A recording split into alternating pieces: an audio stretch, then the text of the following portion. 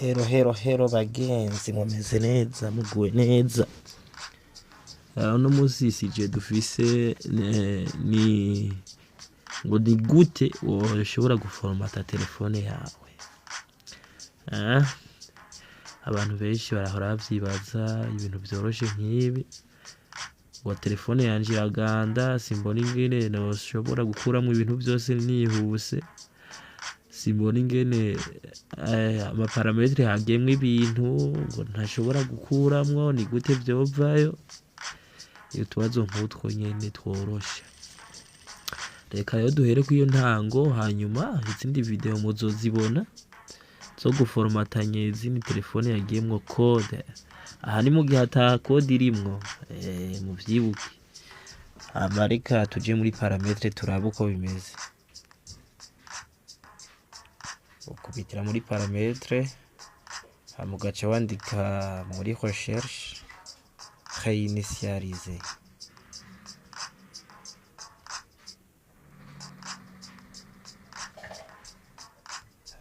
Uhejeje kugira réinitialiser, haca hakwereka urutonde rw'ibintu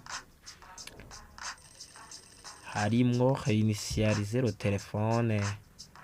Ico bifyondako kw'iya mbere. Uhejeje ivyo uca ubona muzi ko bakwereka réinitialiser le téléphone, kandi bacaguha intonde zitatu.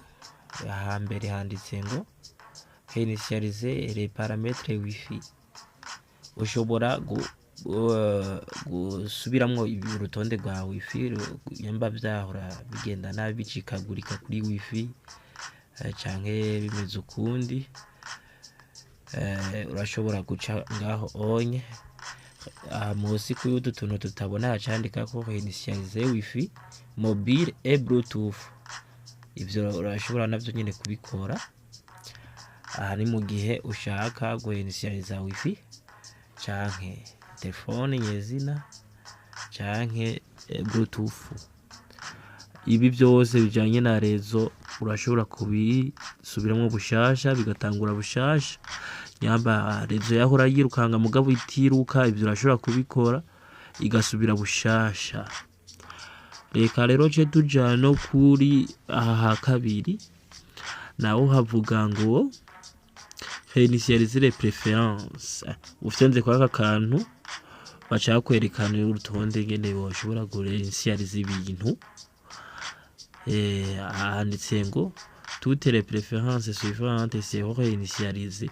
Appli désactivé, notification des applis désactivées, appli par défaut pour les actions, restriction de données en arrière-plan pour les applications, toutes les inscriptions d'autorisation.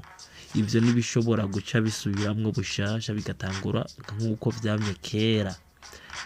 Rero urabona ngaha aho hambere kwaho gapwe ka mbere havuga ngo application désactive. Urashobora kuinitializa ibintu ari gihe udésactive application igacisiragamo virus. Ivyo rero urashobora kubisubiramwo bushasha nizo application zikagaruka izo wakuyemo. Rero urumva nuko bimeze. Ya kabiri naho notification des applications désactives. Ivyo watakaje kwizo application navyo nyine bica bigaruka. Application par défaut pour les actions.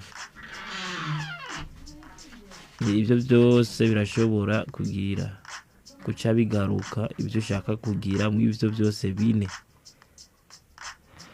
Rero urumva akanye ka kabiri ni kubijanye n'ama application yabaye désactive. Aha kabiri naho ha gatatu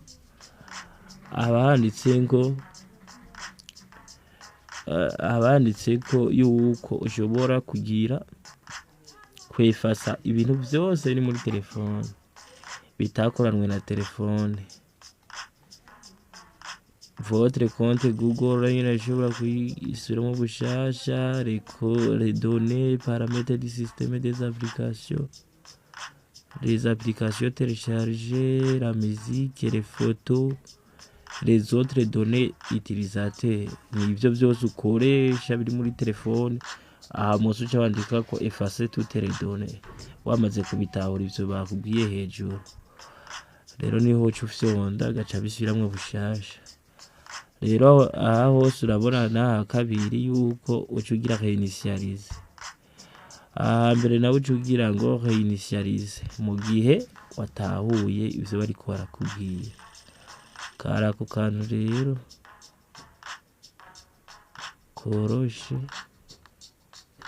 mugire rero j'aime partage na share, s'abonner ou subscribe. Sawa mugire ibihe vyiza mugubwe neza.